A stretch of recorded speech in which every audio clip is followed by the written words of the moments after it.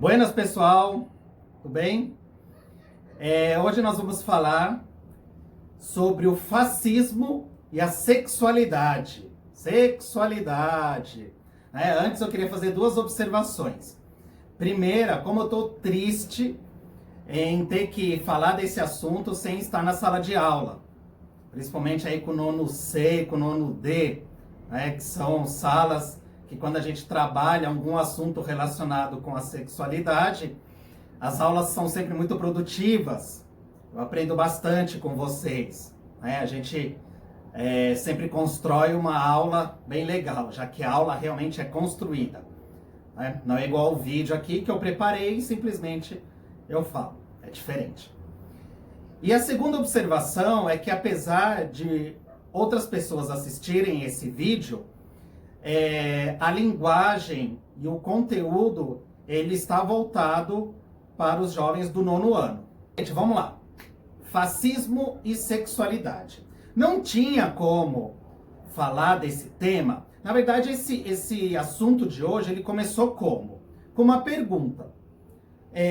Por que os nazistas, os nazifascistas, perseguiam os homossexuais? Na verdade, a aluna que fez essa pergunta, ela perguntou tanto dos homossexuais como dos judeus. Então eu também vou fazer um outro vídeo sobre a perseguição aos judeus. Então resolvi falar aqui primeiro dessa questão, digamos assim, o tema gerador foi esse. Por que os nazistas perseguiam os homossexuais? Eu poderia dar uma resposta muito simples. Os fascistas eram homofóbicos. Mas isso não explica muita coisa. Então, primeiro, a gente precisa ter um entendimento geral sobre sexo e sexualidade. Será que é a mesma coisa, os dois? Então, primeiro eu vou fazer um breve panorama, resumido, simples, sobre sexo e sexualidade, e depois nós vamos entrar na questão fascista. Uma coisa que nós precisamos lembrar, já para começar, é que sexo, certo? É corpo e mente. Então, com isso, nós fazemos uma divisão, certo? Que depois a gente vai juntar de novo. Então, existe uma diferença entre o termo sexo e sexualidade, certo? O sexo é o que está ligado à genitália, certo? Ao masculino ou feminino, ao pênis, à vagina, ou à relação sexual. Então, nós podemos dizer que o sexo ele está mais ligado numa questão biológica, certo? Do nosso corpo. Enquanto a sexualidade, ele está ligado com as emoções, está ligado aos prazeres, aos sentimentos, como o ser humano expressa esse aspecto sexual. Isso nós chamamos de sexualidade. Então a sexualidade ela está dentro de um campo cultural, certo? Então, o sexo mais biológico e a sexualidade cultural, produzida por nós, seres humanos. Então, assim, quando nós juntamos sexo e sexualidade, nós percebemos que nós temos os aspectos biológicos, dos instintos, aquele que a gente fala que é o instinto animal, mas também nós temos o aspecto da cultura, o aspecto humano, que é só nosso, só dos seres humanos.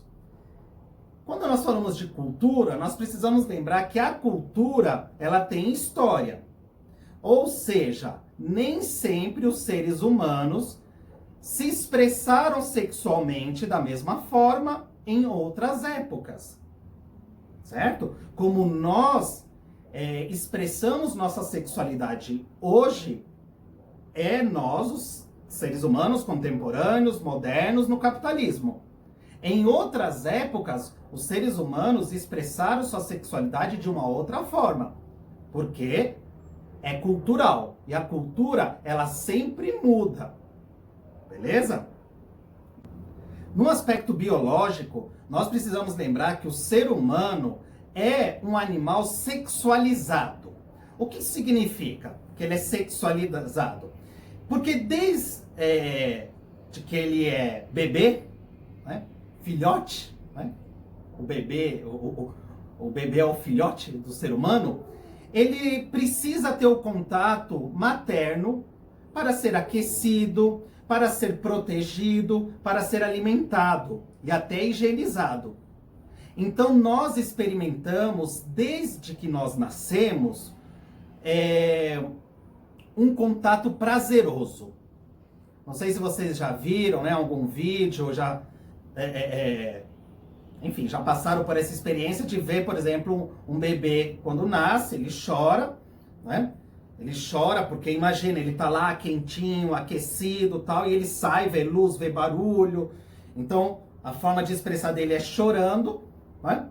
E isso também, ele respira, isso rasga os pulmões, assim. Então, é uma coisa, né? O nascimento é traumático, o maior trauma que nós temos é quando a gente nasce.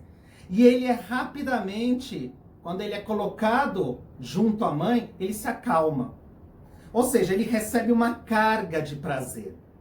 Certo? Então, o ser humano é um animal sexualizado, o ser humano é um animal que tem prazer, que sente prazer, certo? Bem, o principal nome do estudioso, do intelectual, que estudou essas questões ligadas ao sexo, à sexualidade, né? Mais a sexualidade, podemos dizer, é um psicanalista chamado Sigmund Freud, certo? Vai ser muito importante. Psicanalista, né? Ele estudava, ele tem muita publicação, né? A gente fala muitas vezes assim, a Freud explica tal, e não entende por quê, né? Quem sabe esse vídeo ajuda a entender. Ligado à sexualidade. Então, lá no começo do século XX, ele começou a fazer experiências e estudos sobre a sexualidade. Sigmund Freud. Beleza? Bem, o Freud, o que ele propunha? Ele propunha que nós temos que conhecer, nós temos que ter consciência dos nossos desejos sexuais, certo? Agora tem gente que entende errado isso. O Freud, ele nunca escreveu, nunca falou nada sobre liberar geral, sabe? Tudo é permitido, tal, calma, não é bem assim. Mas ele sim era um estudioso e ele atribuía que muito do nosso autoconhecimento passa por nós conhecermos o nosso corpo, a nossa mente, conhecer a nossa sexualidade e os nossos desejos, e os nossos prazeres, certo? Então esse é o Freud. Beleza até aqui? Gente, então olha só. Agora vem como o fascismo lida com o sexo e a sexualidade. Primeira coisa que eu vou falar aqui pra vocês é assim, queimando os livros do Freud. Certo? Então, se tem uma coisa que os fascistas fizeram, foi queimar as obras de Freud. Certo? Então, ou seja, não permitir que esses estudos sobre sexualidade chegassem ao conhecimento das pessoas. Tem um filme novo, Jojo Rabbit, né? Tem lá o filme A Menina que... esqueci. A Menina que Roubava Livros, certo? Esses dois filmes, eles mostram ali, né? E outros tantos, né? Fahrenheit 451, por exemplo, é uma obra, né? Um livro e um filme que mostra ali queimando livros. Então, o que é queimar o livro? É queimar o conhecimento. É não deixar que certas informações cheguem até as pessoas. Beleza? Então, os fascistas queimavam obras de Freud. Já vou dar aqui, falar uma questão. O Freud, além de ser um estudioso sobre a sexualidade, ele era judeu também. Então, assim, era uma obra que era considerada perversa e, ao mesmo tempo, de um judeu. Que nós vamos falar no próximo vídeo. Então, queimava as obras do Freud. Bem, quando nós, então, vemos essa questão de que um grupo, um regime autoritário, totalitário, que é o fascismo, queima obras, interfere no conhecimento, nós podemos falar que existe uma repressão. E atenção que essa palavra também é importante. Repressão. O que é a repressão?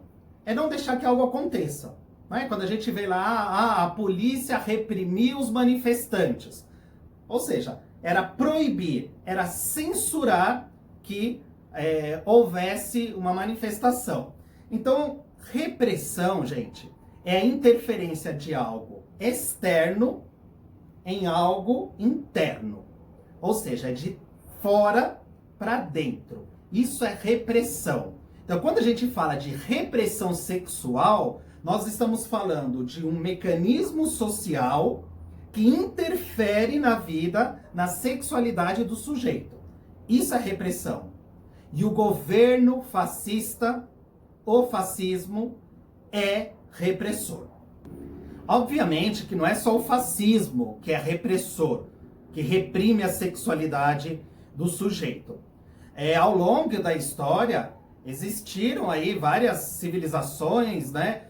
Existiram várias formas de reprimir o sujeito, certo? Se a gente pensar, por exemplo, todas as regras de conduta de sexualidade, ou seja, quando você faz, né, tem relação sexual, com quem você tem relação sexual, com quem você casa, em que idade isso precisa ser feito, qual cerimônia, qual ritual precisa ser feito para iniciar sexualmente um sujeito, como ele deve se expressar sexualmente. Tudo isso faz parte de um mecanismo de repressão sexual, certo? Então o fascismo não carrega essa exclusividade da repressão sexual, de mexer no prazer do sujeito.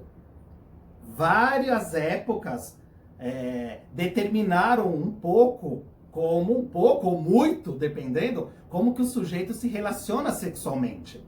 Por exemplo, o capitalismo hoje, ele transfere os nossos desejos, certo? As nossas vontades, para quê? Para o consumo, para o prazer de comprar, de consumir e do trabalho. Gente, para algumas pessoas, consumir, comprar é tipo um ato sexual. É como se fosse uma relação sexual, né? Trabalhar, pessoas que são viciadas no trabalho, porque o capitalismo, o sexo também é um produto, ele precisa ser consumido, certo? Então também há uma forma de repressão. Então nós não podemos falar que hoje tudo mudou, tudo é livre. Não, vamos pensar nisso. Eu vou contribuir com uma reflexão mais no final do vídeo, certo? Então o capitalismo também exerce uma repressão.